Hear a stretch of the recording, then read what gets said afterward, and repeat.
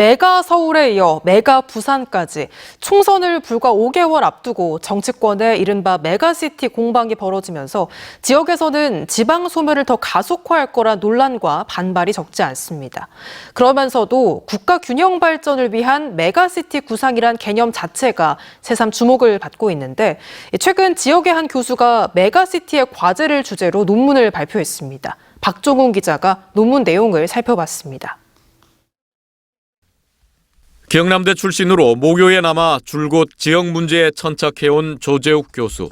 수도권 1극 체제의 대응 전략으로 지방의 초광역 협력인 메가시티가 부상했지만 지역 균형 발전의 선도 모델이 될 수 있다는 선언적 수준 그 이상을 넘어서지 못하고 있다고 지적했습니다. 지역사회의 논의와 동의가 결여된 상황에서 인위적으로 추진되다 보니 충분한 추진 동력을 확보하지 못하고 있다고 분석했습니다.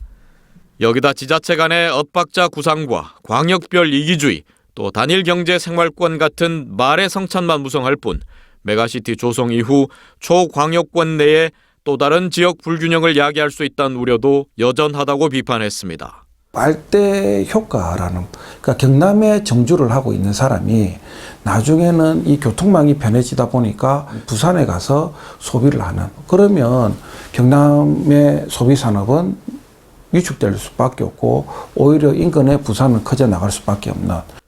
조 교수는 메가시티 조성을 위한 광역지자체 간 연계 사업과 체계 구축은 결코 쉬운 일이 아니라면서 예상되는 한계와 선결 과제를 명확히 직시해야 목표를 달성할 수 있다고 강조했습니다.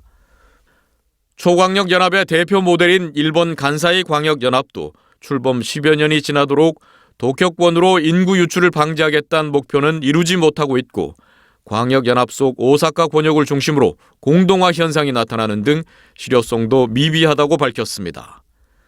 최근 국민의힘의 메가서울 추진과 메가부산 주장에 대해선 그동안 수도권 1극 체제 극복을 위해 사용해온 메가시티의 의미와 전혀 다른 데다 지역 균형 발전과도 맞지 않다고 강하게 비판했습니다.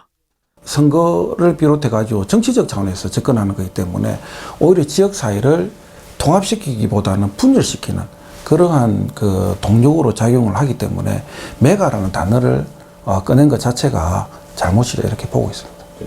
조 교수는 지역 균형 발전 정책은 지난 정부에서 단 한 번도 빠진 적이 없지만 수도권 1극 체제는 계속 강화됐다며 지역 균형 발전은 그만큼 풀기 쉽지 않은 대난제라고 적시했습니다.